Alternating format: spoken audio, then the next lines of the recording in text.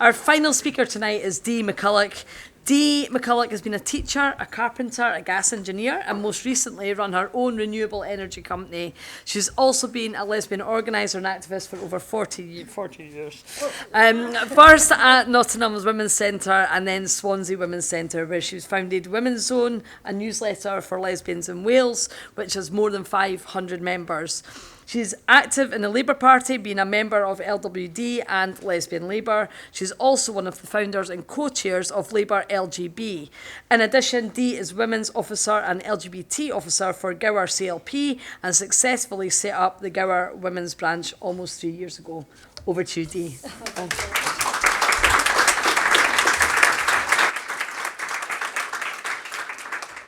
Okay, it's going to be a wee bit different to your other two experts there. But I'd like to first of all thank LWD for giving Lesbian Labour and Labour LGB a platform at National Conference to have our voices heard. Because it's a very rare thing for lesbians and gays to be listened to and to be heard. So in the days before we were largely silenced, the Labour Party used to consult with lesbians and gay men and supported us by, amongst other things, repealing Clause 28, introducing the Civil Partnership Act in 2005, and bringing in the Equality Act, providing us with protection from discrimination because of our sexuality. Before this legislation, we were demonstrably second-class citizens. Labour recognised this and offered us equal rights. This gave many of us the confidence to come out and take our place fully in society. After the dark years of AIDS crisis and Section 28, we finally felt that we were accepted. Those seem like the good old days, because a decade or so ago, we lost our LGB autonomy, and we were forcibly teamed with TQ+. No one asked us for our consent. These days, most people hearing the term LGBTQ+ instantly think of transgender issues. The creation of the LGBTQ+ involved the amalgamation of two protected characteristics. The characteristic of sexuality, which covers LGB rights, and the characteristic of gender reassignment. But those characteristics have fundamental points of conflict. LGB people are happy with our sex. TQ+ people deny the importance of biological sex and prioritize indefinable gender feelings. This conflation of sex and gender is everywhere, including in the Labour Party. Earlier this year, I was publicising Labour LGB at the Labour Party conference in Wales, where I live, and some union reps and Senate members asked me, "But where's the T?" and proceeded to tell me there's no LGB without the T. Well, I can tell you there certainly is, and there always has been. It's this conflation that resulted in, for women, Scotland's case against the Scottish Government and the Supreme Court judgment in April. The judgment acknowledged the importance of the lesbian interveners in the case, and for the first time in years, lesbian rights were seriously considered. The court agreed that sex must mean biological sex, because if not, lesbians and gay men would be expected to accept those of the opposite sex as potential partners. And that would render the protected characteristic of sexual orientation as meaningless. The ensuing outcry about protecting trans rights has drowned out the relieved voices of LGB people. From all the trans-focused commentaries, you could be forgiven for not realising that lesbians were actually central to the Supreme Court judgment. The ruling was momentous. It is momentous. Our existence and the definition of lesbian, as legislated in law, was finally validated. So we expected the law to be implemented, policies to be rewritten, and to have our rights of association upheld. We're still waiting. Virtually no one in public sphere has celebrated the implications for lesbians and gay men. No one has acknowledged the years of fear, the loss of our communities, our friendships, our societies, and our support. The impact of this loss has been hugely damaging.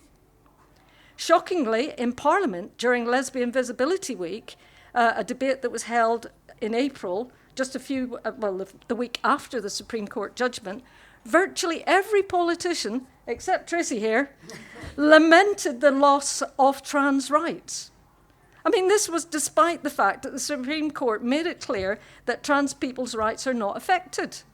But in this lesbian-focused debate, the word trans was mentioned 32 times, non-binary 6, and gender identity was thrown around freely. The positive significance of the Supreme Court ruling for lesbians was ignored. Kate Osborne even went as far as to say that it was a step backwards for lesbians. So has there been any progress since the ruling? No. Earlier this month, a group of 30 lesbians from around the UK reported that things have actually got worse. Trans activists within their organisations have become even more strident. Any positive mention of the Supreme Court ruling elicits accusations of transphobia. Compelled conformity remains everywhere. I will draw your attention to this amazing report done by LGB Alliance, the only charity in the whole of the UK for LGB people. That's how bad things have become. We have some spare copies, and Stuart will have them to hand out to you if you're interested. But they also are on the internet, so they're quite heavy as well. Anyway, activists in labour branches and trade unions are proposing motions calling for the law to be ignored and thwarted, and they're getting them passed. I mean, how come? Anyone who believes in democracy and the rule of law should actually be concerned about this. The Prime Minister has told local and regional authorities that there's no need to wait for the guidance, as the judgment is clear. Even this is not enough to jolt people into action. In Wales, where I live, the government has said it's going to wait for the guidance before taking measures to enforce the law. So they're obviously quite happy to continue breaking it. All this hanging around for the EHRC guidance has meant people don't need anything to change, or they don't see there's any need for things to change. They're happy with it as. And there's no consequences for breaking the law, so why should they bother? Why should they bother changing things? So what can we do as Labour Party members? What can you do? Well, first of all, I'd like you to join Labour LGB. This is our lovely new banner. We've just formed in February this year. We're very young and we're very excited. And we're there to represent lesbians and gays within the Labour Party. Take our leaflet, it's on the chairs there. Spread the word, become a member, donate a couple of quid if you can. And today we've launched our website, so there will be more information on there on how to join and how to become a member. So do look there. Also follow Lesbian Labour, who are on X. We've already got 11,000 followers, and we post regularly on there to keep you updated with things. Invite us to speak at events and meetings to explain why a divorce from the TQ+ is necessary. And it's not about removing trans rights. Support LGB people who raise the issue in your workplaces and in the party. Defending biological reality is still a lonely place, and we will only succeed if more people speak out. So remember, we can legally meet as lesbians and gays. LGB Alliance Cymru, which I'm a member of, has commissioned this document here, which is the Defence of Lesbian Spaces. It's been written by Naomi Cunningham, and it's based on the Supreme Court judgment. So if you know any lesbians, and it also applies to gay men, if you know anyone who's wanting to just organise a get-together, a social, who's maybe scared that they're breaking the law, this will give them guidance and give them support. So do take those. We have some. I'm nearly there. Number 4, Labour, at all levels of government, must commit to meaningful engagement with all the stakeholders.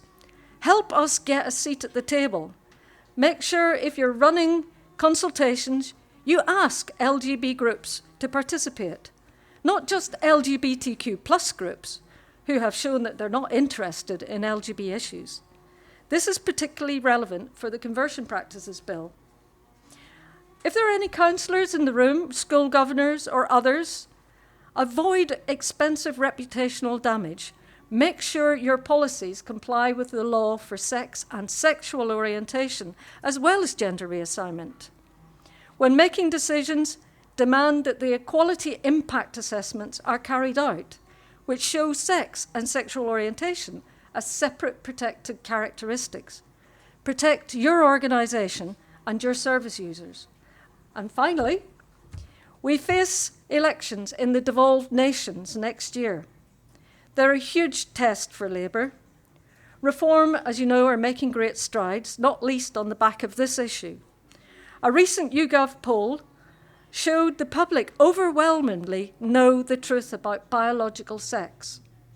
Labour's fudge and our dismissal of so many of our constituents will cost us precious votes. So I ask you all to go back to your CLPs and campaign for sex-based reality. Thank you.